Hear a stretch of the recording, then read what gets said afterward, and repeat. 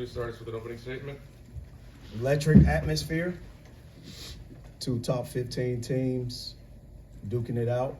I thought our players did a tremendous job preparing. I thought our staff, I credit our staff.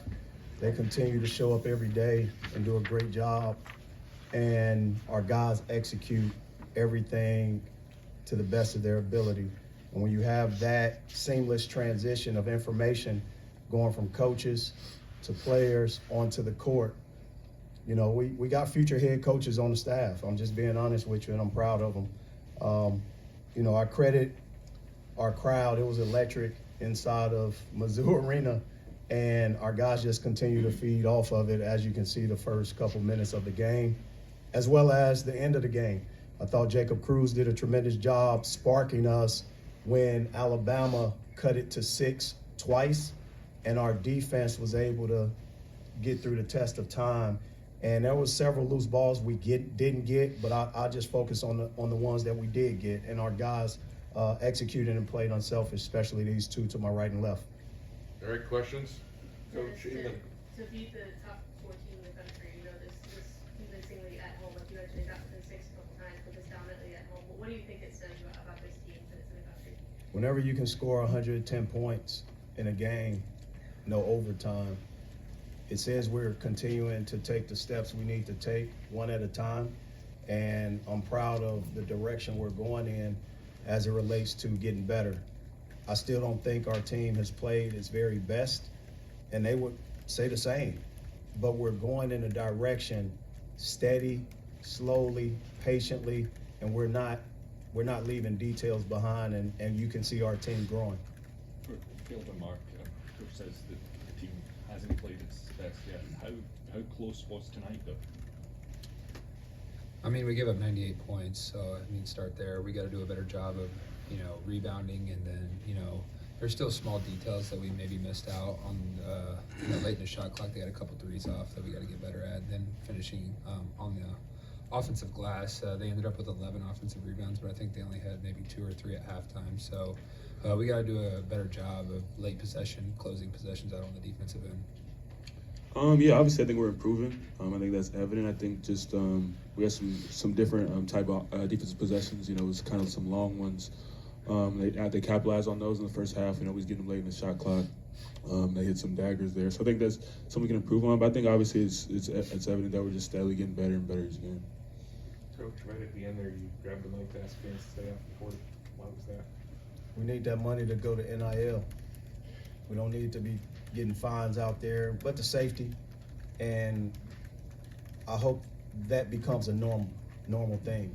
And when you are excited, which I credit our crowd for being, I just didn't want us to rush the court and get a fine. That's kind of how I see it. You know, ultimately, they showed up, and I thank our crowd. I wasn't trying to take any fun away from them, but I hope they're ready for next week as well. I kind of want them to keep that energy up and obviously continue to do the things that they do to impact the game. Coach, one thing that your team does very well is getting the ball in quick off of opposition-made buckets. Was that a strategy going into this game to keep them on their heels defensively? No, we were just going to continue to do what we did. I credit Alabama. They did some great things to cut the lead. They gave us their best punch. I just thought our guys were counter punchers and, was sort of in a defensive mode and was able to punch back. And again, there were several plays that allowed us to re-spark or reignite our momentum. And these guys just continue to make plays on both ends of the court, and they played the game unselfishly. Coach, you mentioned on the radio show last night how important the transition value rate was going to be. How did you feel about your team's performance in transition tonight? Well, from a defensive standpoint, that's what sets it up. We were forcing them into 11 first half turnovers, and then obviously in the second half, we created some opportunities.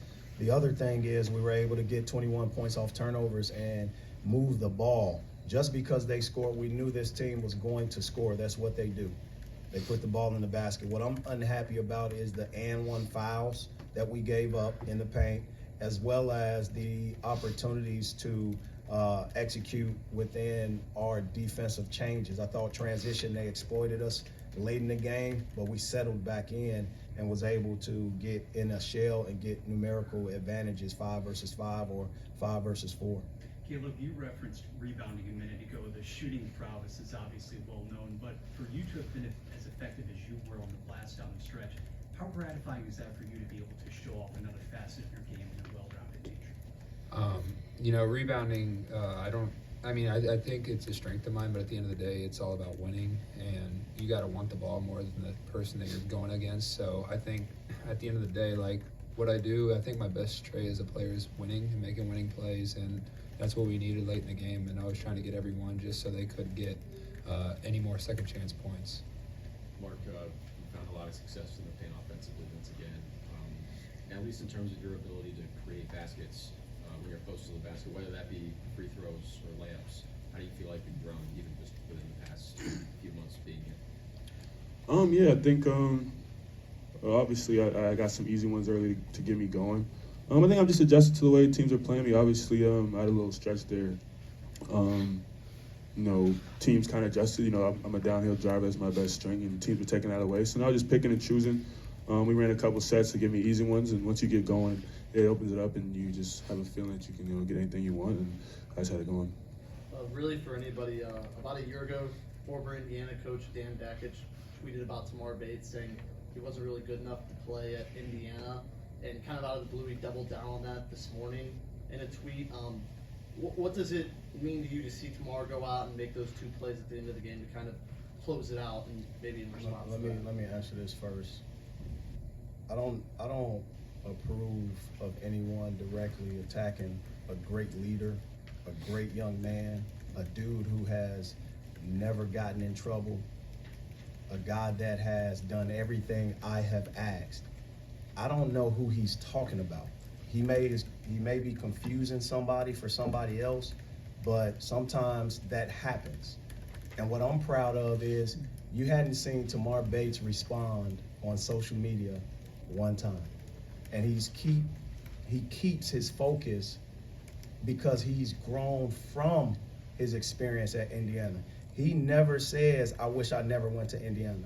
Tamar Bates says, thank you to Indiana. He has great friends. His daughter's godfather was his teammate. So from the Indiana experience, we're able to see this version of Tamar Bates. And I am absolutely proud of who he is as a man, what he stands for, his leadership qualities. I just want to sometimes make sure that our guys are told the things they're doing well. It's not about those types of tweets. So I credit that. You guys got anything on that? Yeah, that's my brother, man. So I don't exactly know what you're talking about or whatever was tweeted out, but I think sometimes his passion and just how much he really wants it can rub some people the wrong way, but it's always from a place of love. Each and every one of us, some people have to adjust to it, some people are not used to it, but it just comes from a place of love and just wanting to win. And he really cares just about each and every one of us, and it's not about him at all. So just his passion probably can rub people the wrong way. And just going off what they said, I've known Tamar since he was in high school. His brother's my age, so I've known the family for a really long time. I can't say enough good things, not just about Tamar, but the whole family in general. And then I remember when me and Tamar were both in the portal, and I asked Coach Gates who else we see recruiting in the portal, and he mentioned Tamar. And then after that phone call, I immediately called Tamar and we were talking about it, and we kind of were talking about coming here together. And so I've known him, and I followed his career at Indiana, followed his career in high school, and there's not enough good things I could say about him and his family. So that's the Tamar I know. So one of the best leaders I've been around as well too. Coach, 26 minutes for Trent Pierce in this spot. Talk a bit, if you would, about how much of a multi-dimensional threat he was tonight and what you've seen in the last couple of weeks. He's a very versatile defender. He has size for position. He spaces the court. He's able to rebound, get some deflections. I'm proud of his growth and what he's been able to do. He's probably down on himself about, going 1 for 5 from the free throw line. But for the most part, he follows the game plan and does a tremendous job. Those assists, he had 5 assists, and that's a very good job from a guy with that size, that skill, that ability. So I'm proud of his stat line, and I'm proud of the growth he'll continue to make. Everyone, it seemed at the start of the game like Alabama was sacking off some shooters for a little bit there, and then they came out to the perimeter and were trying to close some shots down. When your offense is as in rhythm as it was tonight, how difficult is it to stop you guys? I think we just have a lot of weapons. I think we can beat you inside. We can obviously beat you outside. And I think that's probably the hard thing for teams to game plan. We knew some coverages that they might show us and some different looks that they might give us. And, we never panicked just because the coaches prepared us so well. So. Yeah, I just think, I agree with Mark. I think we do a really good job of finishing around the rim, taking and making threes and then getting to the free throw line. And I thought we did all three of those things at a very high level. They like to take the three away, and we still were able to make 9 threes. And I just think our impact we had on inside, and, Mark especially, I think Mark, he dominated I think he had maybe 2 or 3 N1s in a row in the first half, and he did a really good job of, getting us in the paint, getting paint touches and finishing through contact. So just when everybody's playing like that, I just think it's a tough matchup for anybody, but we just got to keep continuing, as Coach said, just to keep moving forward and keep getting better each day. For Caleb and Mark, finished with 12 steals tonight. Kind of what was the mentality on defense, and then how did that help spark some of those transition buckets for y'all? I think that's what we do. I know we're one of the top teams in the country in steal rate, percentages, things like that. So, we're just doing what we do, honestly. Yeah, they're one of the best offenses in the country. They may be leading the country in scoring. I don't know. It's a lot of points, but they shot, 53 from the field, 41 from 3. So we just got to find ways to steal possessions, and I think we did a really good job of stealing those possessions in the first half, and that's what got us to a lead in the first half. All right, final question. For Coach and Mark, Coach, you've mentioned how coachable Mark is and how he allows you to tell him whatever. What part of his game has improved the most as a result of that coachability? Let me say this. Mark has gotten back to his old self, the versatile McDonald's All-American, leader, unbelievable teammate. He's gotten back to his old self, and he's allowed me and our staff and his teammates to push him. Mark leans on other people first. He's very unselfish, but he knows when his teammates demand from him, and he knows when his coaches demand from him. And I'm gonna continue to demand what I need to demand so that he can continue to be the spark and obviously the person that we need him to be.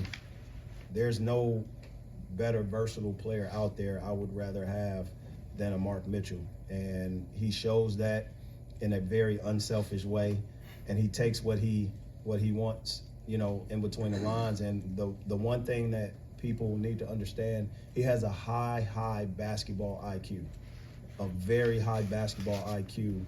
And when you have a high basketball IQ and you can pour into other people, you're never in a selfish spirit. You're able to continue to give the right passes on time, advancing the ball. It never sticks until I tell him, go get a basket, or his teammates demand on his specific play calls to go get one. And that's when you see him put his head down and make sure he's able to execute. Yeah, I think just playing with my instincts. I think some coach got on me about for sometimes first half of the season, just not thinking, just playing basketball. Not thinking too much, just going out there and playing. I think that's what I've been doing the last couple of weeks. That's what I'm going to try to continue to do.